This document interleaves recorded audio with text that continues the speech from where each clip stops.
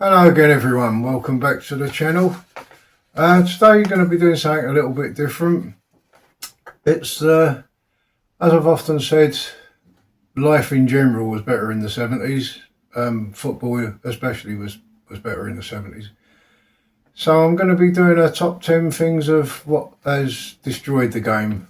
Why has it gone from what it was in the early 70s to what we've got now? Few things that just missed out. Obviously wages. I mean, now you've got players earning £500,000 a week, which is just ridiculous. And ultimately it's the fans that are paying it. So, that's just nonsense. Food and drink. I don't know what this obsession is with food and drink at football. When I used to go in the 70s, I used to go to the Cold Blow Lane end at Millwall. As you walk through the main gate, just on the left there was a toilet and a burger van outside selling hot dogs, burgers, cold drinks. That was basically it. You didn't go to a football match to eat and to drink. It was just, you went to see the game and that was it. Another thing is the ball. I mean, in the early days, even going back before my time to the 66 World Cup, the ball was an inflatable bladder wrapped in leather with a shoelace. Now it's more like a balloon, and you often see players shoot from a few yards out and think, well, they can't miss from there, and the ball goes miles up in the air. Basically because it's just too light. It's like they're playing with a balloon.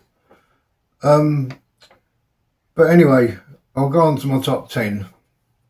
Now, at number 10, I've got foreigners. In the 70s, virtually everyone was British or Irish. It was a rarity to have someone who came from another country. Nowadays, especially in the Premier League, you look at the team sheets and you can't even pronounce the names. You think, well, where do you find these people? Who are they? And this is having a bad effect on the English national team as well. So, yeah, bring back some English people. It's our football league. Let's have our own people playing.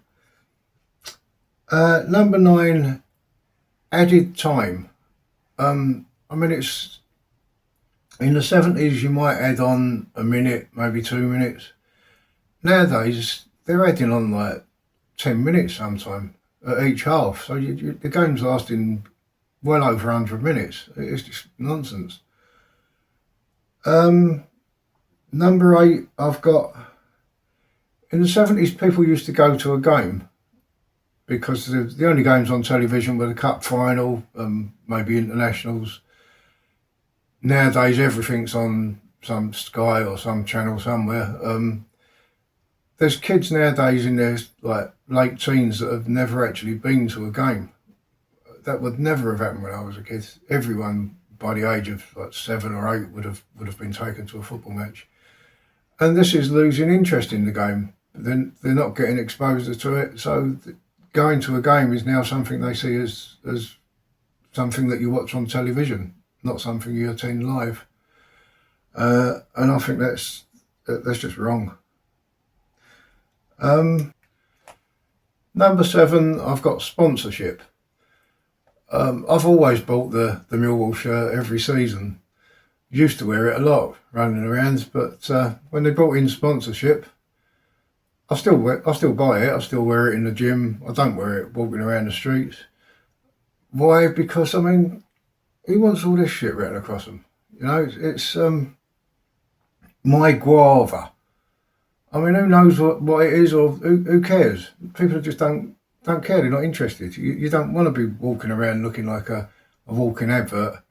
It needs to stop. They should get rid of it. All you need is the plain shirt with your club crest or logo or whatever you want to call it. And it's even on the back of the shirt. I mean, the Wicket group. Who knows what the fuck that is? People don't know, don't care. It's unnecessary. You don't want it. The club will tell you that this sort of thing brings in extra money for them. Well, yeah, maybe it does. But I still think that if they didn't have any sponsorship on the shirts, just sold the shirt with the club logo, I think they would sell a lot more shirts.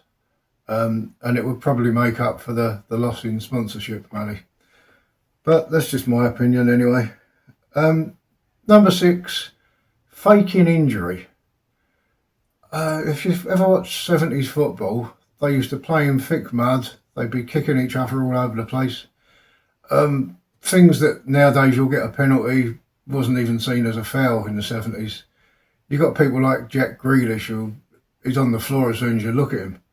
And there's so many players that do this, and they're not doing it because they're no good. I mean, some of them are really good players, but they'll just fall over. Neymar was another one. He was well known for it. If they've got a chance of shooting for goal or diving and trying to get a penalty, they'll be straight on the floor. They'll try for the penalty. This sort of thing needs to be stopped.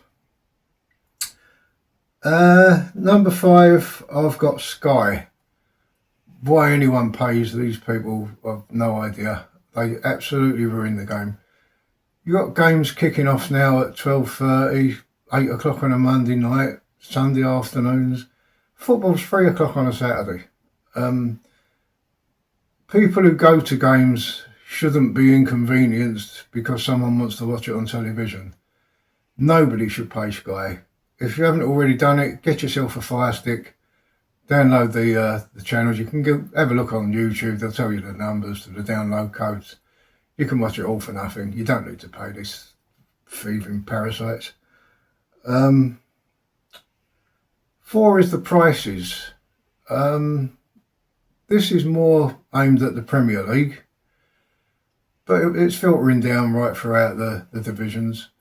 People are paying over £100 now to see a football match. It's just madness. I mean, even at the lower levels, 2nd division, 3rd division, 4th division, they're paying upwards of £30 to watch a match, to sit in a seat that nobody wants. Stop it. Right, where are we? Oh, number 3, this really annoys me. Tickets. Why have you got to buy a ticket in advance to watch a match? In the old days, you just turned up, paid your £3 or whatever it was at the turnstile, went in. Rare occasions, the stadium might be full up. They just put up a poster, a notice board or something saying, sorry, the game's full, and people walk away. Why do you need to buy a ticket? I mean, a few years ago, Aston Villa, I went up to Aston Villa to watch Millwall. I think Villa Park holds, is it 42,000 or something like that? There was 32,000 attending. They didn't want to let me in because I never had a ticket. So they've left 10,000 empty seats just because of this ticket nonsense. And I said, well, why do I need to buy a ticket? You're not sold out. There's plenty of room in there. Why can't I just come in? But no, they wouldn't have it. But I mean, I got my own back. I went in the Villa end and nobody said a word. I think it was half time the police escorted me up to the away end because I was making a bit of a noise. But yeah, there's no need for this. Tickets are for games that are going to be sold out of capacity crowds. But in the lower leagues, there's absolutely no need for it at all. Number 2, I think this is one that most people will agree with. VAR. What the fuck is that all about? When they first thought of this idea, the main objection was that it was going to cause too many delays. And they promised us that it wouldn't. So they put in this VAR, and what happens? Straight away, delays. You see a ball go in the back of the net now, and everyone looks to the referee. Is it going to be allowed or not? And I mean, sometimes they've taken like up to 10 minutes. And they still don't even get the decision right all the time. You've got stupid things going on there, like someone's fingernails offside or something like that. It's just ridiculous. I mean, you don't need it. Get rid of it. Let's bring our game back. We want football back, not this modern rubbish. And number 1, this is, I'm sure, something that anyone who was around in the 70s will agree with. It's terraces, or rather the lack of terraces. I think it was 94 when they started this? It was the Taylor report, someone who'd been to about 2 games in his life, suddenly decided that terraces were too dangerous. I think he based it on the Hillsborough disaster, when the Liverpool fans got killed. and also the breadth of fire. Well, the fire was in the seats anyway, which were made of wood, so he's lost that argument straight away. But the price doubled overnight. When Millwall moved to the new stadium, which is just a few hundred yards up the road, we left one of the greatest stadiums in the world to go to some plastic Lego set. The price doubled. I think it was $7.50 the last game at the old stadium, £15 at the new one. I remember going to the first games there. They had, was it Honvid and Sporting Lisbon, just like exhibition games to open the stadium. And as soon as I got in there, I thought, this isn't the home. It never will be. It's just awful. And it's the same with any new stadium. Nobody who's moved to a new stadium has got something better than what they lost. There was no need to get rid of terraces. I blame the fans because they should have demanded that the terraces remained. All they had to do was say, no, we're not going to go to an all-seater stadium. And what can they do? They've got to keep the terraces. The argument that they weren't safe was just bullshit.